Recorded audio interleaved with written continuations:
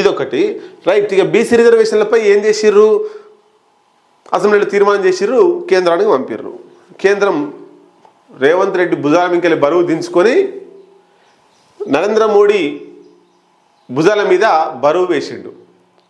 ఇక్కడ రేవంత్ రెడ్డి భుజాల మింకెళ్ళి బరువు దించుకునేటప్పుడు బీజేపీ వాళ్ళు కూడా దించిర్రు. ఇక ఎంతసేపు ఎత్తుకుంటూ దించు, మేము కూడా సపోర్ట్ చేస్తామని దించిర్రు. మీన్స్ అసెంబ్లీలో తీర్మానం చేసేటప్పుడు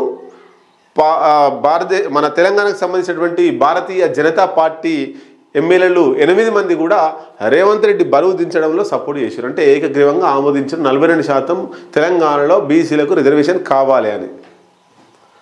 నరేంద్ర మోడీకి వ్యతిరేకంగానే చేసినట్టే కదా. నరేంద్ర మోడీని కాదనే ఇక్కడ 8 మంది బీజేపీ ఎంపీలు రేవంత్ రెడ్డికి సపోర్ట్ చేసినట్టే కదా. ఈ లాజిక్ గమనించినటువంటి రేవంత్ రెడ్డి ఏం చేసిండు, ఇక బాలు తెలంగాణ రాష్ట్రంలో ఉంటే కాంగ్రెస్ పార్టీ నష్టపోతుందని చెప్పేసి తీర్మానం చేసి ఆ బాల్ను తీసి ఢిల్లీ మీద తీసిరేసిండు. దాన్ని నరేంద్ర మోడీ క్యాచ్ పట్టిండు.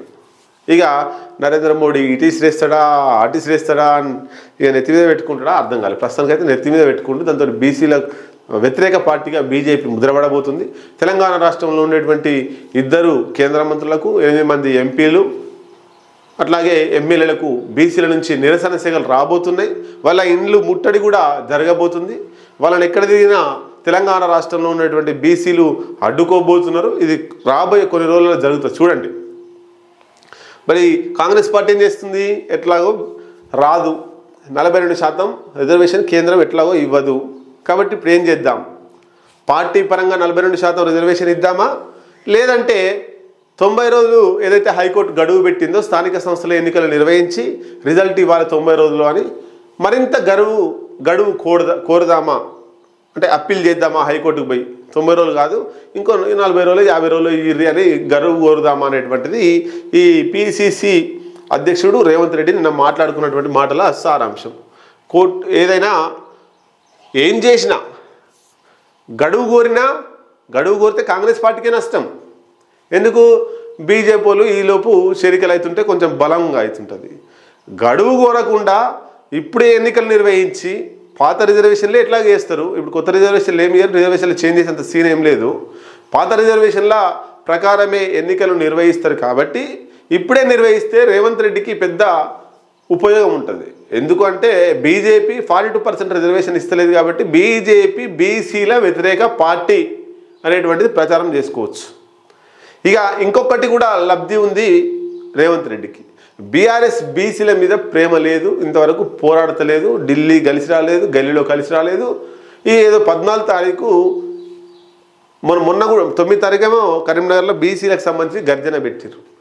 వర్షాకాలం వానలు వస్తున్నాయని చెప్పి ఆపి ఈ నెల 14 తారీఖు పెట్టారు. 14 తారీఖు కూడా వర్షాలు ఉన్నాయి. మరి వాయిదా వేస్తారా అంటే కొనసాగిస్తారా? నేను అడుగుతున్న బీఆర్ఎస్ పార్టీ వాళ్ళని, ఢిల్లీలో కొట్లాడితే 42% రిజర్వేషన్ వస్తుందా, తెలంగాణలో కొట్లాడితే 42% రిజర్వేషన్ వస్తుందా అంటే ఇక్కడ చూడాలి మనం. రేవంత్ రెడ్డి తీర్మానం చేయకపోతే, అసెంబ్లీలో తీర్మానం చేయకుండా రేవంత్ రెడ్డి దానికి వ్యతిరేకంగా ఉంటే తెలంగాణ రాష్ట్రంలో ఎక్కడైనా ఆందోళన చేస్తే ప్రజలలో గమనించి రేవంత్ రెడ్డి బీసీలకు న్యాయం చేస్తాడు అనేటువంటిది వస్తుంది. రేవంత్ రెడ్డితో పాటు అందరూ బీఆర్ఎస్ ఎమ్మెల్యేలు కూడా కలిసి ఉన్నారు కదా. అలా బీఆర్ఎస్ ఎమ్మెల్యేలు కూడా అలా కలిసి ఉన్నారు. బీఆర్ఎస్లు కూడా ఏకగ్రీవ తీర్మానం చేశారు. మరి ఇప్పుడు కొట్లాడాల్సింది ఎవరి మీద? ఢిల్లీ మీద కొట్లాడాలి. ఇల్లేడ కొట్లాడుతూ అంటారు, కరీంనగర్లో కొట్లాడుతూ అంటారు. మరి కొట్లాడాల్సిన చోట కొట్లాడకుండా ఈడ కరీంనగర్లో కొట్లాడితే ఏం లాభం? బయట లొల్లి అవుతుందట. బయట ఒక వ్యక్తికి ఇంకొక వ్యక్తికి లొల్లి అవుతుందట. వాళ్ళ అమ్మ వచ్చి ఒక వ్యక్తిని ఆపింది. వాళ్ళ అమ్మ రాగానే సుస్థం చేస్తాం అదే అని చెప్పేసి కొట్లాడతలేడు. ఈయన షో చేస్తుండు, దూరం భయంగా ఎదుటోడే బలంగా ఉండు నన్ను కొట్టుతాడేమో అని చెప్పి ఆ భయంతో కొంచెం ఏదో ఇట్లా షో చేస్తున్నట. ఇంటికి వచ్చినాక అమ్మా నువ్వు వాపకపోతే నన్ను చంపెట్టోని, చీల్చి చెండాడటోని, మన తొక్కి చంపెట్టోని, భూమిలో పాతి పెట్టోని అంటున్నట. అలా అమ్మ ఇంటికి వచ్చినాక కొట్లాడేది ఎడ కొట్లాడాలి? కొట్లాడకాలనే కొట్లాడాలి. వాడు ఎప్పుడైతే కొట్లాడుతుందో అందరు కొట్లాడితే అయిపోయేది.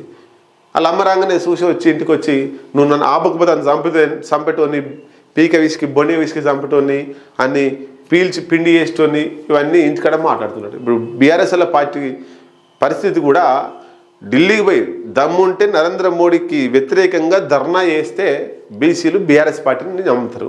ఈడ వచ్చి కరీంనగర్లో మీటింగ్ పెట్టుకుంటే కరీంనగర్ ప్రజలు బీసీల కోసం కరీంనగర్లో మీటింగ్ పెట్టుకుంటే మోడీ వింటాడా? మోడీకి ఎవరు జలకు వస్తుందా?